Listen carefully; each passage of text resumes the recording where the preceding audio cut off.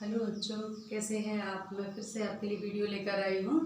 और आज हम जो आपका अध्याय 4 है उसका क्वेश्चन नंबर 5 और 6 कंप्लीट करेंगे। ठीक है, तो क्वेश्चन नंबर 5 में पूछा है कि भारत में लोगों का एक वर्ग अब भी खाद्य से वंचित है, व्याख्या कीजिए। यानी इतने सारे प्रयास करने के बाद भी आज भी एक वर्ग है जो कि खाद्य से वंचित है, इसकी व्याख्या कीजिए। तो वैसे देखा जाए तो जितने भी वर्ग हमने गिनाए थे उसमें वो सारे के सारे खाद्य असुरक्षित आज भी हैं। और उसका कारण हमने सभी जानते हैं कि प्रॉपर इन योजनाओं का इम्प्लीमेंटेशन ना होना, है ना।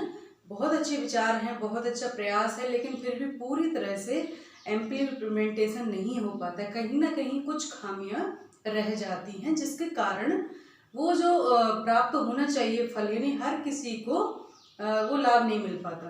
ठीक, जैसे कि हमने देखा बहुत से गरीब लोग आपको मांगते मिल जाएंगे। मैं ये नहीं कह रही हूँ वास्तविक रूप से वंचित होते हैं, लेकिन फिर भी उसमें से करीब 10% ऐसे होते हैं जो वास्तविक रूप से भूख से परेशान होते हैं। तो जब ये सब चल रहा है तो फिर क्या कारण है कि वो भूखे हैं, उन तक ये अनाज नहीं पहुंच रहा है। तो उसका कारण यही है, जो कागज पत्री है प्रॉपर वो उनके पास नहीं है, जो फॉर्मेलिटीज है वो पूरी नहीं कर पाते हैं, जिसके कारण वो लाभ से वंचित है ना। तो आइए चलते हैं, इसमें हम क्या लिखेंगे। सबसे पहले लिखेंगे कि भारत में खाद्य, यही पूछा है ना, भारत में खाद्य से वंचित है। भारत में खाद्य से वंचित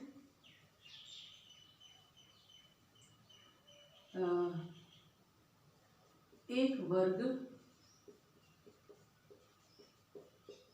आज भी भारत में विद्यमान है। ठीक है, और यहाँ हम कहें कि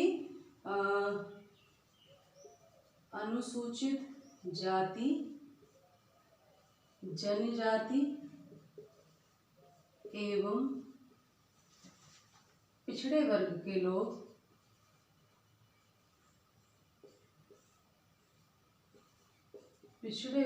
के लोग जो भूमिहीनता के कारण काम की तलाश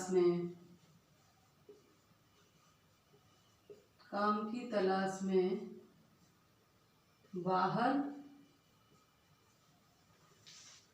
रहते हैं,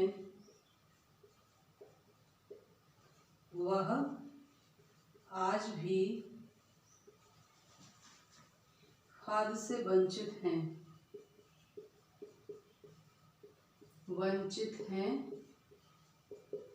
क्योंकि वह स्थायी रूप से किसी एक स्थान पर निवास नहीं करते,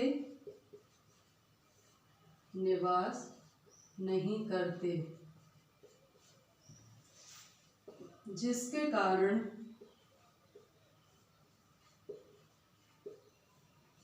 उनका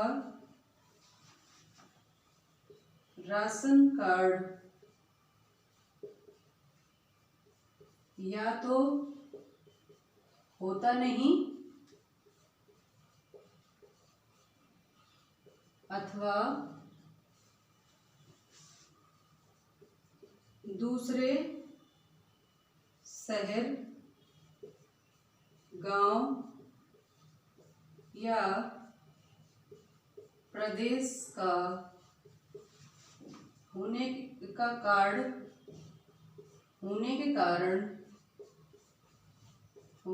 कारण उन्हें सार्वजनिक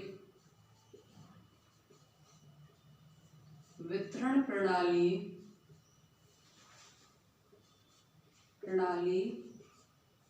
या अंत्योदय जैसी योजनाओं का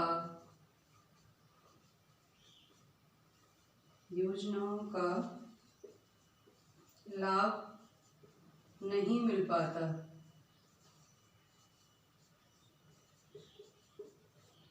और वो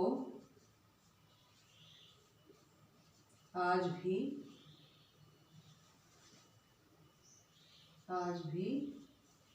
खाद से वंचित हैं, है ना। तो इसमें आप ये लिख सकते हो। हालांकि बहुत सारे इसमें चीजें आ जाती हैं।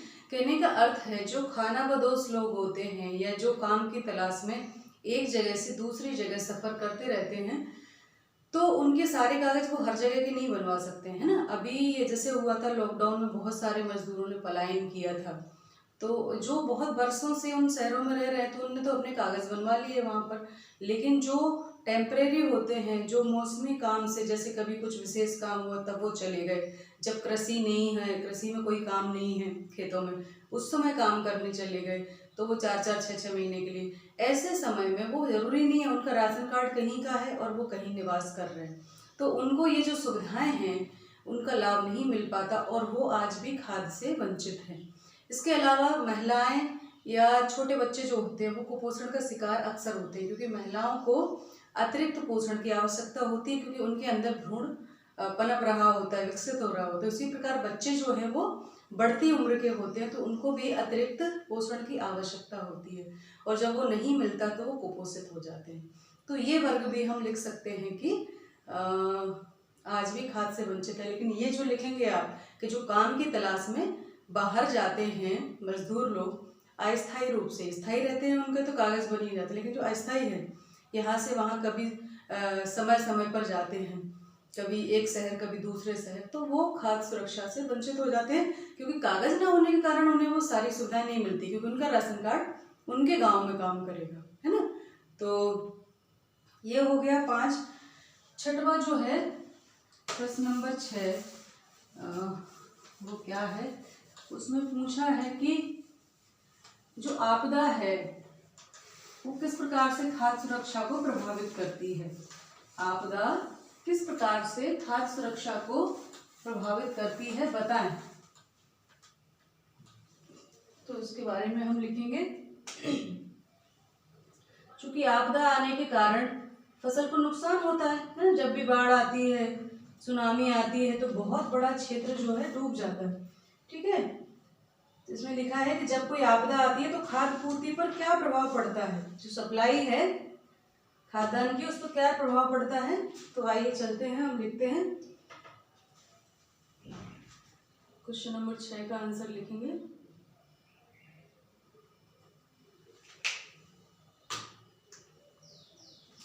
प्रश्न नंबर 6, ठीक है। प्राकृतिक आपदा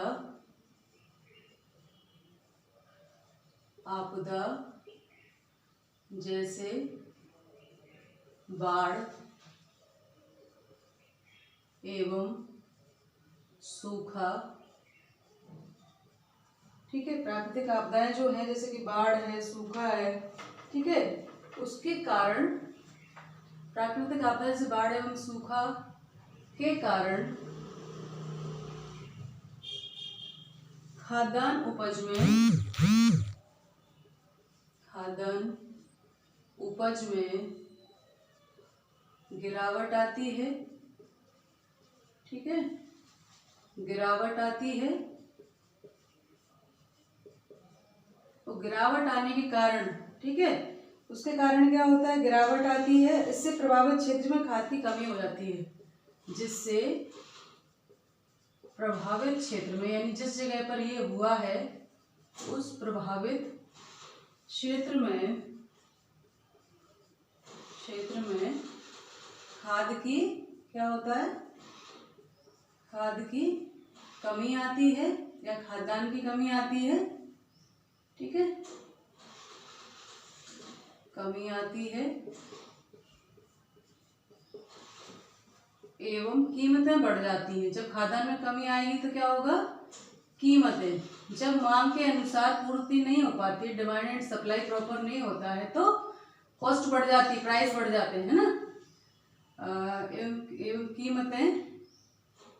कीमतें बढ़ जाती हैं, ठीक है, कीमतें बढ़ जाती हैं। तो जब कीमतें बढ़ जाती हैं तो हर कोई इनको ले नहीं सकता, ठीक है। तो कीमतें बढ़ जाती हैं। कुछ लोग ऊंची कीमतों पर खाद्य पदार्थ नहीं खरीद सकते। कुछ लोग यानी जिनके पास बहुत ज़्यादा पैसे नहीं होते, तो वो कुछ लोग बड़ी कीमतों पर